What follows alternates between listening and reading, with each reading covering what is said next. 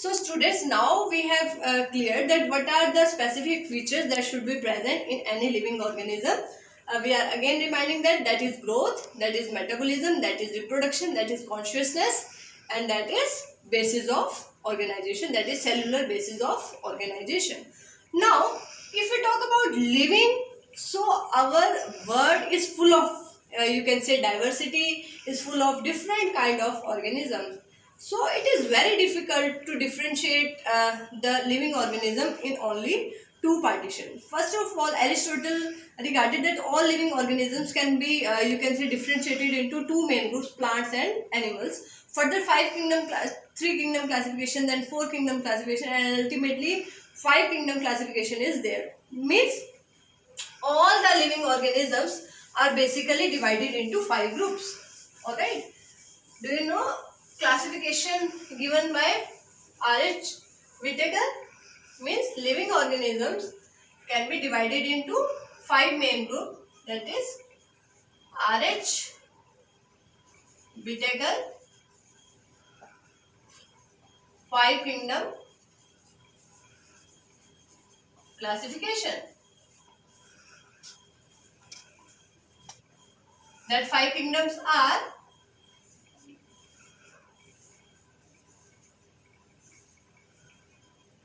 Monera, Protista, Fungi, Plantae and Animalia. Alright students, we will discuss all these groups of living organism in detail in second chapter.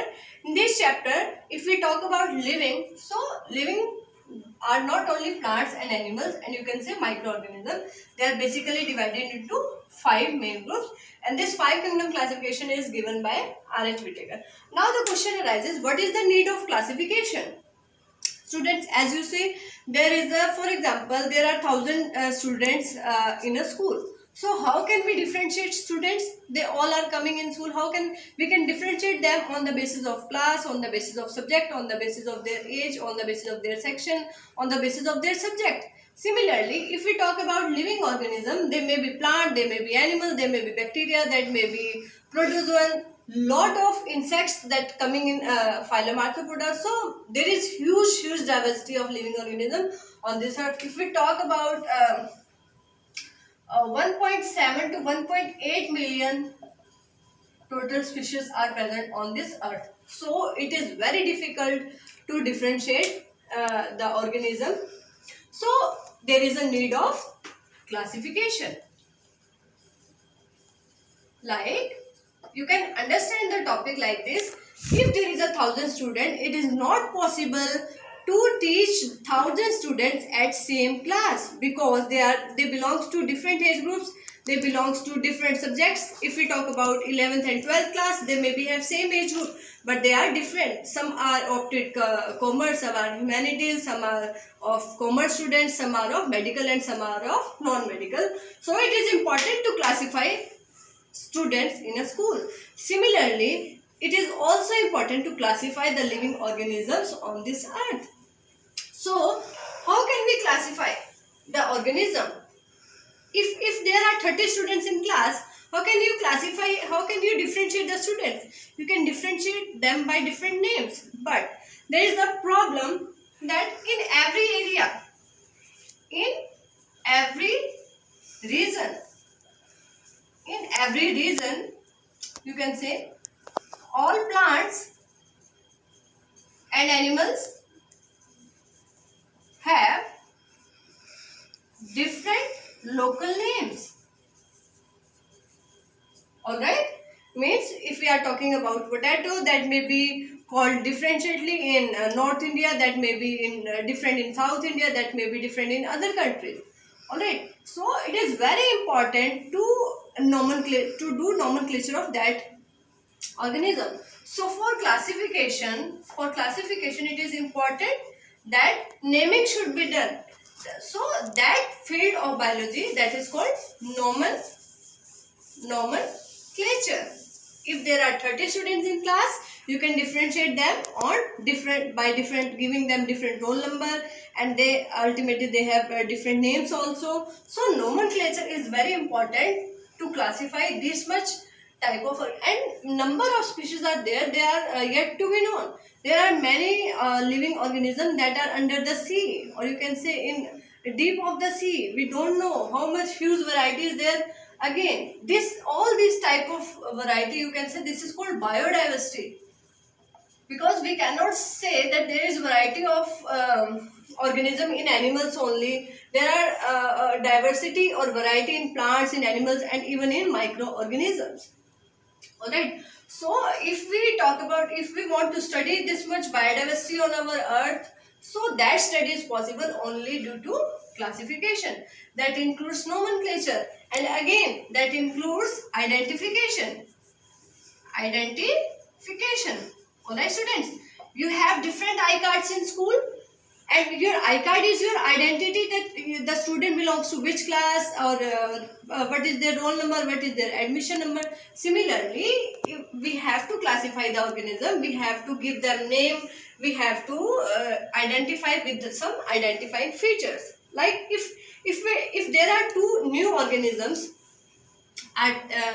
and you have to differentiate which one is plant and which one is animal, so you can easily differentiate. The organism that had root, stem and leaves, they are plants, and the organism that have two eyes, nose, and whether they have two legs or four legs, they are regarded as animals. So you can easily differentiate, whether you know what type of plant or animal is that, but you can easily differentiate whether it is plant or animal. But similarly, organisms required to classify, nomenclature and identification. So the branch of biology that deals with classification, nomenclature, identification, all these things that are important to classify the organism, that branch of biology is called taxonomy. Alright students, that branch of biology is called taxonomy. We will discuss this taxonomy in our next lecture, but today I am giving you some idea about nomenclature. Students, there was a scientist called Carolus Linnaeus who gave binomial nomenclature. Alright. So, if we want to give nomenclature to plants and animals, there is an important scientist that have a much contribution in that field, that is Carolus Linnaeus. He gave binomial nomenclature. Binomial nomenclature means every organism have two names, that are genus and species. Alright, genus and species. For example, if we talk about mango, so its scientific name, these are scientific name. It is important to give every organism scientific name, because in every area, every region or every state, there is different local name of different plant and animal. So it is important to give them scientific name. They are common in all over the world. If we talk about mango, so its scientific name is, I have told you there will be two names, genus and species. So its name is Mangifera indica. Alright. So this is genus and this is species. So this is binomial nomenclature. For example, you have name and surname. Similarly, here genus and species name is given to every organism. Now, if we talk about who do the nomenclature of plants and animals, so that is ICZN.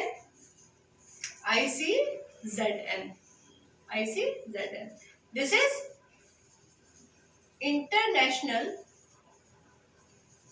International Code for Botanical Nomenclature,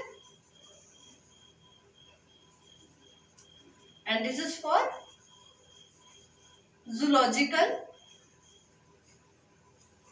nomenclature. International code for zoological nomenclature. This is for animals. Animal. Zoology means study of animals. So ICZN do the nomenclature of animals. ICBN do the nomenclature of you can say plants. This botanical study of plants is called botany.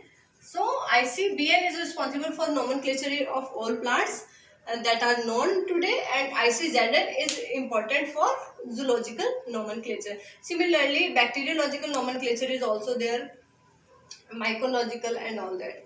All right, so in next lecture we will do what are the specific rules for this binomial nomenclature, because this binomial nomenclature, that is genus and species name, they are specifically in Latin but they are written in italics. Their first word is always capital and second word is always you can say start with small letter. And if we are writing them in our notebook or in our board, we will differentiate, underline the board word. Genus will underline different and indica will different. So we will discuss these rules in our next lecture. Okay students, thank you. Read the topics from NCERT also and follow the lectures. I will give you assignment, do that and submit it soon as possible. Alright, thank you.